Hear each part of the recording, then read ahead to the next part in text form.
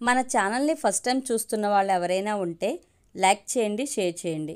మరిన్ని interesting videos కోసం మన ఛానల్ తప్పకుండా సబ్స్క్రైబ్ చేసుకోండి. మీరిచ్చే ఒక లైక్, సబ్స్క్రైబ్ మాకెంతో ప్రోత్సాహాన్ని ఇస్తుంది. అది బాల నేరస్తుల న్యాయస్థానం. పోలీసులు 6 ఏళ్లున్న ఒక కుర్రాడిని జడ్జి ముందు నిలబెట్టారు. గుమ్మస్తా అందించిన కేసు ఫైల్ను తీసుకున్న జడ్జ్ కేసు ఫైల్ను చదివి ఆశ్చర్యపోయాడు. దెబ్బలను చూసుకుంటూ ఏడుస్తూ బోన్లో నిలబడి ఉన్న కుర్రాడిని చూశాడు. న్యాయమూర్తికి ఆగ్రహం వచ్చింది. వాణ్ణి న్యాయస్థానంలోకి తీసుకువచ్చిన పోలీసును చూసి, మీ స్టేషన్ ఇన్స్పెక్టర్ వచ్చారా అని అడిగాడు. లేదు యువర్ ఆనర్, స్టేషన్లోనే ఉన్నారు చెప్పాడు ఒక కానిస్టేబుల్. ఈ న్యాయస్థానానికి వెంటనే రమ్మని కబురు పెట్టండి. మీ ఇన్స్పెక్టర్ వచ్చిన తర్వాత ఈ కేసు విచారణ మొదలు పెడతాను అని కానిస్టేబుల్తో చెప్పి కేసు ఫైల్ను పక్కన పెట్టారు జడ్జ్. అరగంట తరువాత వచ్చిన ఇన్స్పెక్టర్ని చూసి, ఈ కుర్రాడి మీద కేసు ఫైల్ ప్రిపేర్ చేసింది మీరేనా అడిగాడు జడ్జ్. ఎస్ సార్ అన్నాడు ఇన్స్పెక్టర్. ఏం మనుషులయ్యా మీరు? చిన్నపిల్లవాడిని పట్టుకుని గొడ్డును బాదినట్లు బాదారు. వాడేం తప్పు చేశాడని అలా కొట్టారు? దొంగతనం చేశాడా? దోపిడీ చేశాడా? మానభంగం చేశాడా? లేక జేబులు కొట్టాడా? లేదే, మహిళ బొమ్మను కౌగిలించుకున్నాడు. అంత మాత్రాన వాడు పాడుబుద్ధి కలవాడని మీరంతా ఎలా ఒక నిర్ణయానికి వచ్చారు? ఇన్స్పెక్టర్ని చూసి గట్టిగా అరిచాడు. ఈ వయసులో వాడికి పాడుబుద్ధి ఆలోచన వస్తుందా? వీడికే కాదు, వీడి వయసులో ఉన్న ఏ పిల్లలకైనా అలాంటి ఆలోచన వస్తుందా? మీ ఇళ్లల్లో వీడి వయసు పిల్లలు లేరా? వాళ్ళకి కూడా ఇలాంటి బుద్ధులే ఉన్నాయా? ఏం పోలీసులయ్యా మీరు? పోలీసులంటే నేరారోపణలో ఎంత నిజముందో అక్కడికక్కడే కనుక్కునే మొదటి వ్యక్తులయ్యా. నేరస్తుల తలరాతలను రాసే వాళ్ళలో మీరే మొదటివారు. అలాంటి బాధ్యత గల పదవులు నిర్వర్తిస్తూ నేరారోపణలో నిజముందో లేదో తెలుసుకోకుండా కళ్ళు మూసుకుని నేరం మోపబడిన వ్యక్తిని ఖైదు చేస్తూ ఎందుకయ్యా ఈ న్యాయస్థానాన్ని అవమానిస్తారు? మొదటిసారి కాబట్టి మీ మీద చర్య తీసుకోవడం లేదు. ఇక మీదటైనా కేసుల్లో నిజమెంతుందో తెలుసుకుని మీ విధులను నిర్వహించండి. This case is dismissed. కుర్రాన్ని విడిచిపెట్టండి ఆర్డర్ వేశారు జడ్జ్.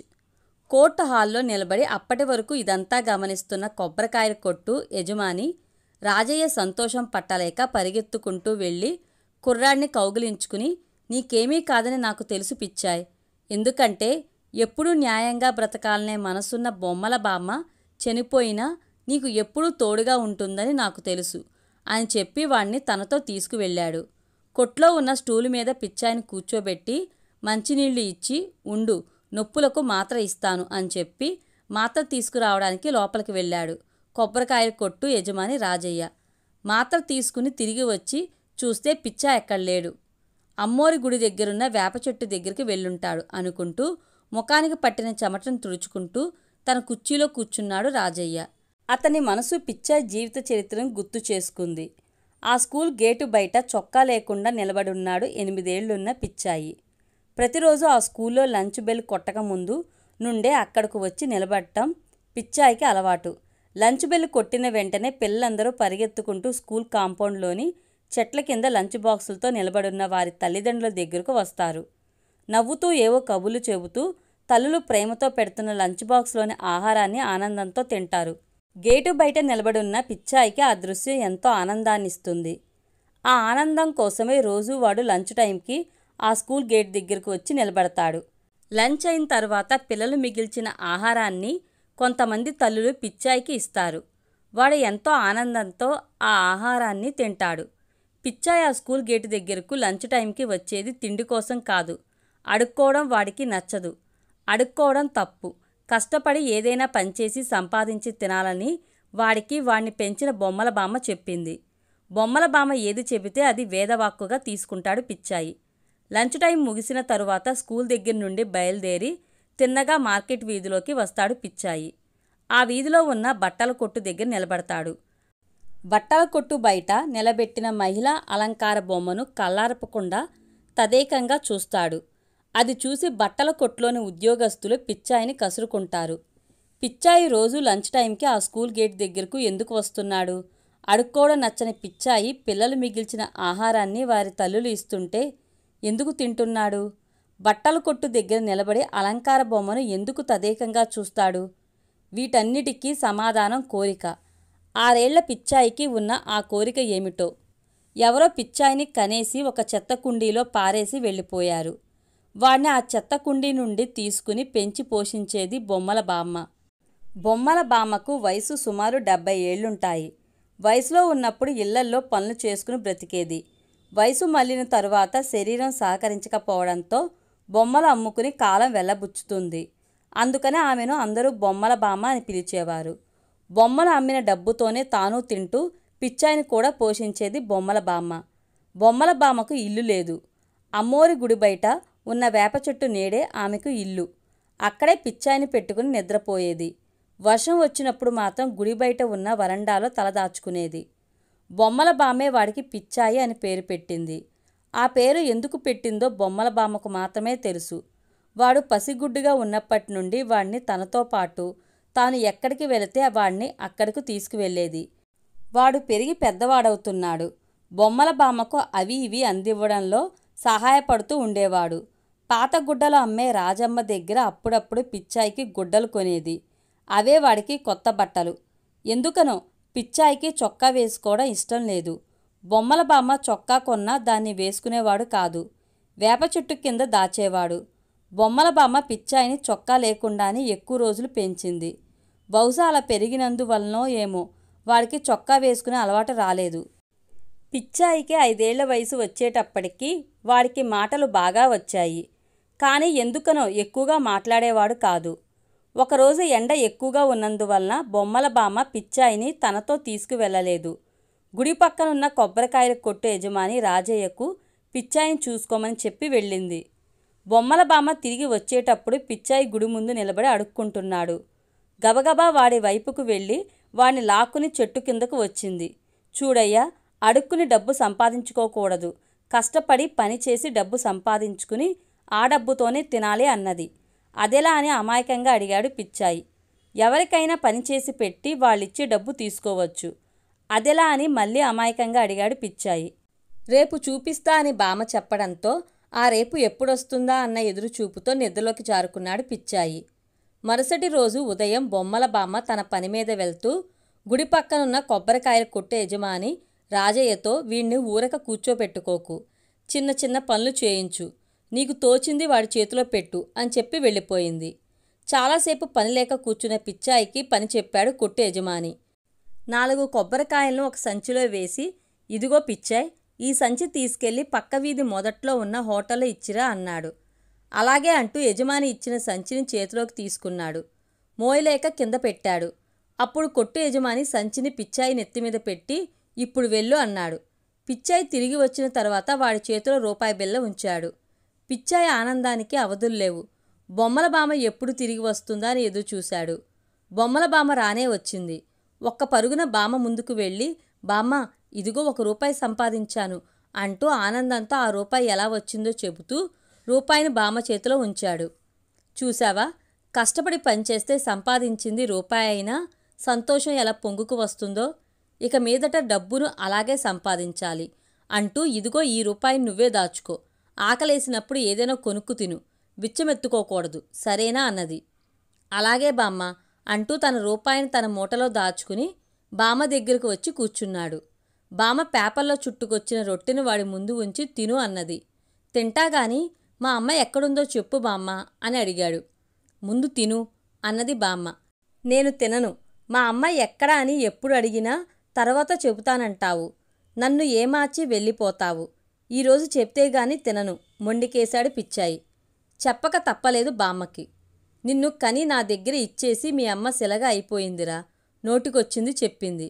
అమ్మ శిల ఎక్కడుంది బామ్మ అమాయకంగా అడిగాడు పిచ్చాయి.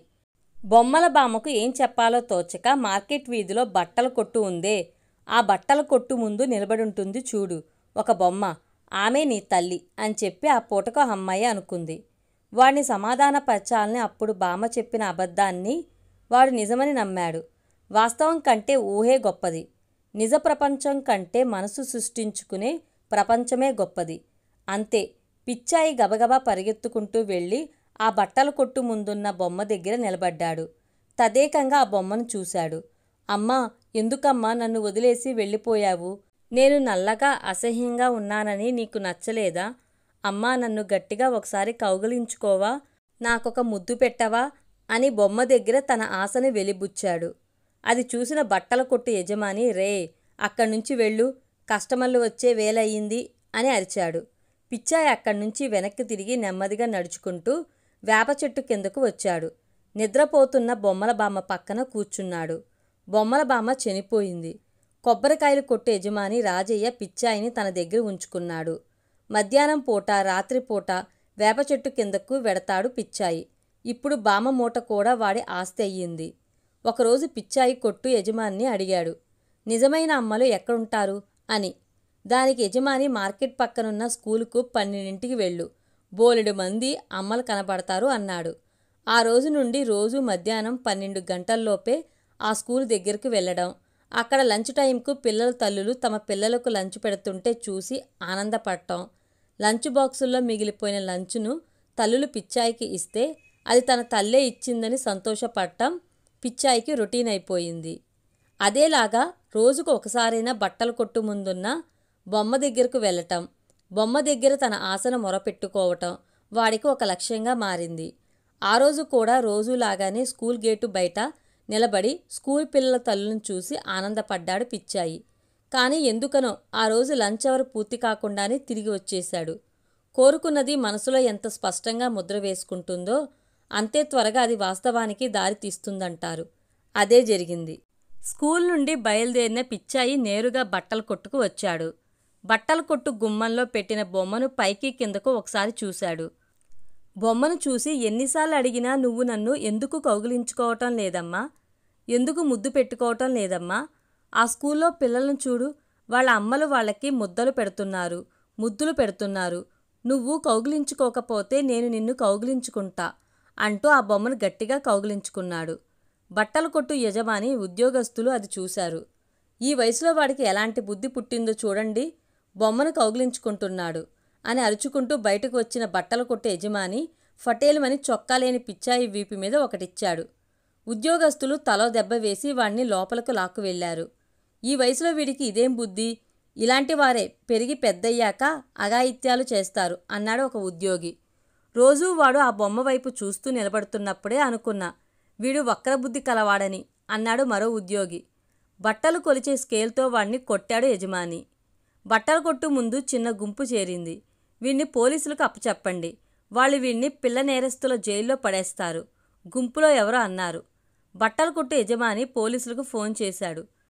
ఏం జరుగుతుందో, ఎందుకు కొడుతున్నారో తెలియని అయోమయ స్థితిలో ఉన్న పిచ్చాయి వాళ్ళు కొట్టే దెబ్బలు భరించలేక కొట్టద్దు కొట్టద్దు అంటూ ఏడుస్తూ నిలబడ్డాడు.